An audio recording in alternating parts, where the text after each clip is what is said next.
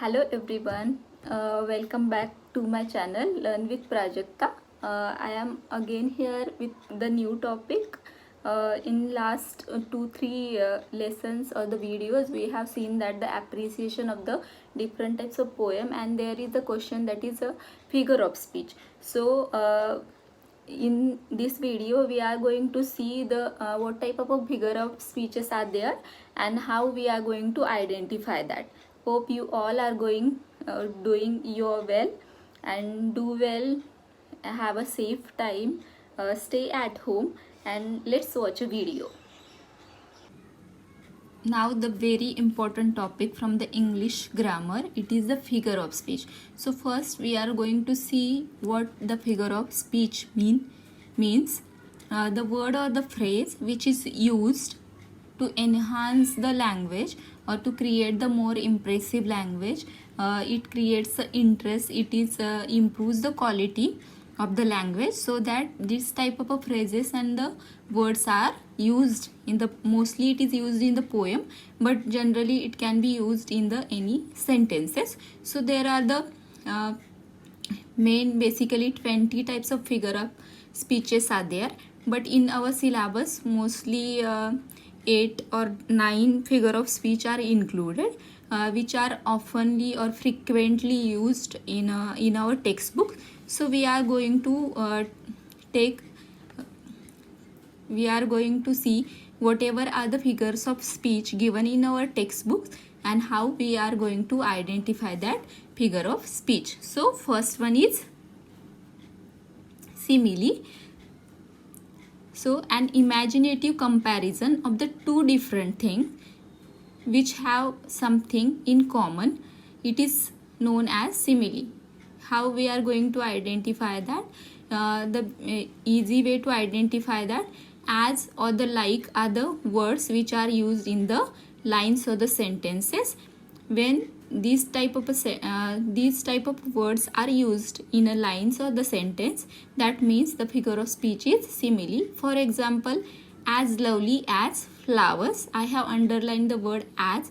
It is, there is the comparison between the two things, imaginative comparison between the two different things which have something in common. Flower and the lovely, the both qualities or the things are compared each other.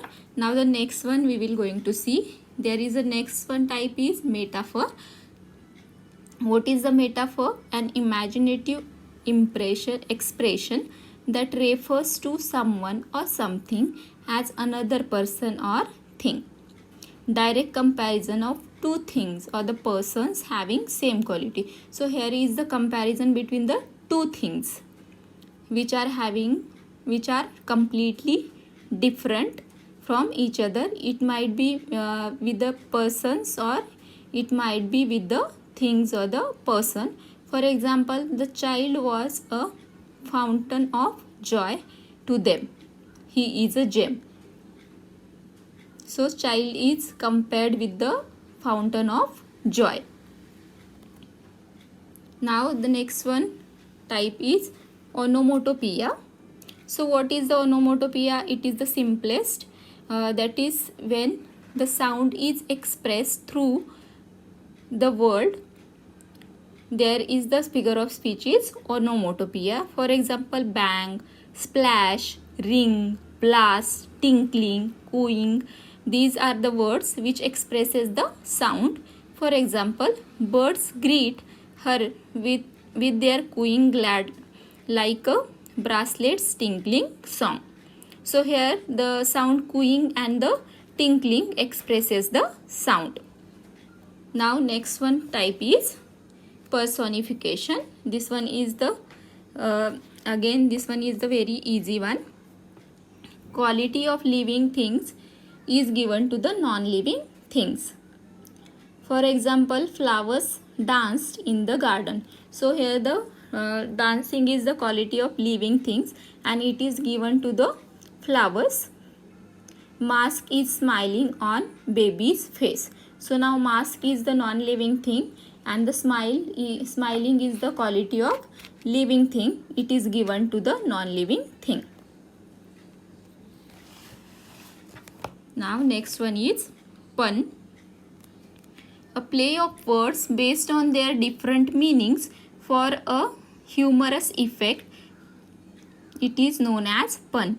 Mostly here the homophones are used, where the one word having a different meanings. They spell same, but the meaning is different according to their uses.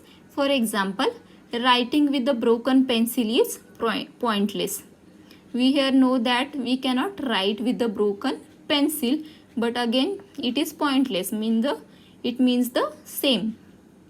The tallest building in town is the library. It has thousands of stories. So now stories, this word is having a two different meanings. Stories means the stories, and which are having a different characters and values.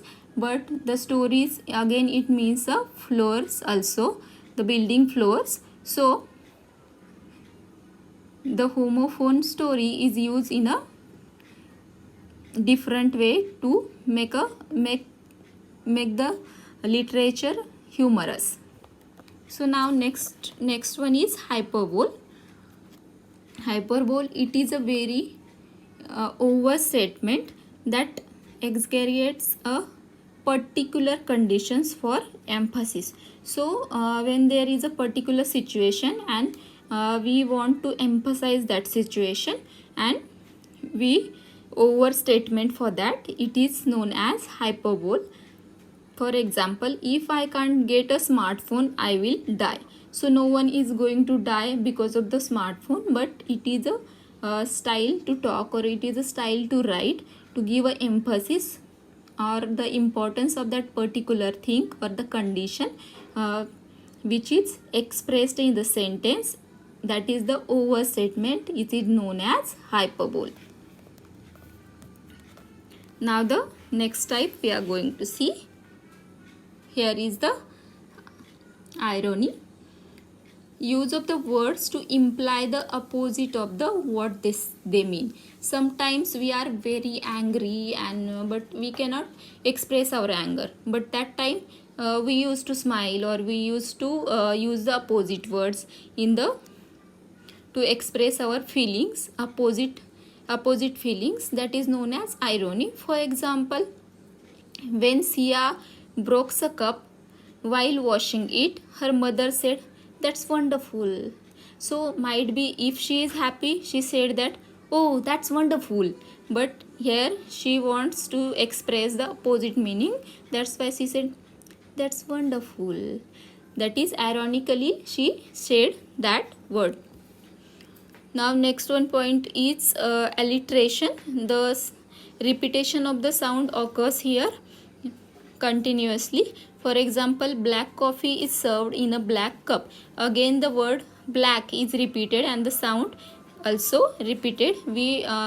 Everyone is aware with the poem or the rhyme scheme, that is Baba black sheep have you anyone. So Baba and black, so where we can find that the repetition of the sound b is occurs to give a emphasis or to make a interesting for that poem.